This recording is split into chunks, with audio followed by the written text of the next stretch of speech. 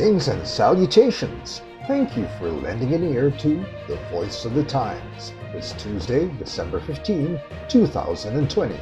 For today's editorial, choice of vaccine rushed so Philippines can avoid being left behind? Some official statements, even when they come from presidential spokesman Harry Roque Jr., should not be taken seriously or even considered at all. The thought drifted in our minds as we studied the implications of Mr. Roque's declaration at a virtual press conference that the Philippines will not be left behind in the scramble for supplies of the new coronavirus vaccines that are starting to come out of the laboratories and production lines of vaccine manufacturers. No official statement in memory has ever seemed more unnecessary or fatuous than this. Usually, the statements of the official spokesman are reserved for important announcements of the president or the administration. Consider the reverse of Roque's statement. Can you imagine spokesman Roque confessing that the country has been left behind by other nations in securing a supply of the available vaccines? The effect of the Roque statement is not necessarily to assure the public that there is nothing to worry about. Rather, it will alert the public that there is today an intense scramble for supplies of the vaccines for which the government must mount an emergency effort. Hindi tayo nahihirapan. Kaya lang ang katotohanan, pero ang mas mayayamang bansa, kino-corner ang supply. Pero meron tayong pamaraan. The truth is that rich countries are cornering the supply, but we have found ways we are not having trouble with it, Roque said. At hindi naman po katanggap-tanggap kay Presidente na hindi tayo magkakabakuna dahil siya nga yung parang kauna-unahang leader sa buong daigdig na sinasabing nandyan na ang bakuna at matatapos na itong pandemyang ito. The President will not allow the Philippines to miss out since he himself assured that the vaccine is coming and this pandemic will end soon, he added.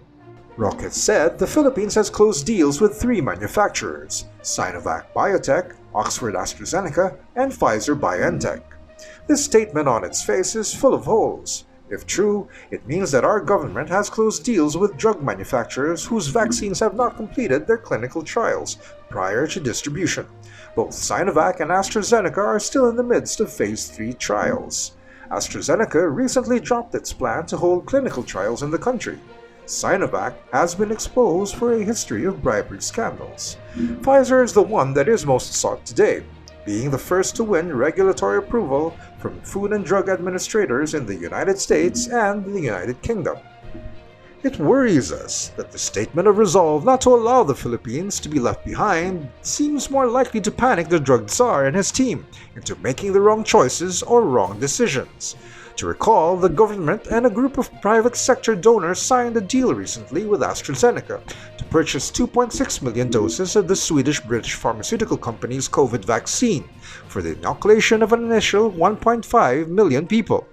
The government said it was negotiating with AstraZeneca to purchase 20 million more doses of its vaccine, as well as with other COVID vaccine manufacturers.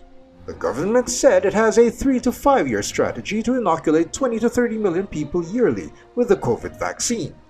Why, if not to rush, did our government decide to forge deals with Sinovac and AstraZeneca, whose vaccines have not completed their clinical trials? Are we certain at this stage that the vaccines will clear the hurdles and will be effective? And why schedule our people already for vaccination? And that's the editorial for Tuesday, December 15, 2020. For more news and information, get a copy of the Manila Times on print, subscribe to our digital edition, or log on to www.manilatimes.net. Follow us on Twitter, Facebook, and Instagram, and listen to Voice of the Times.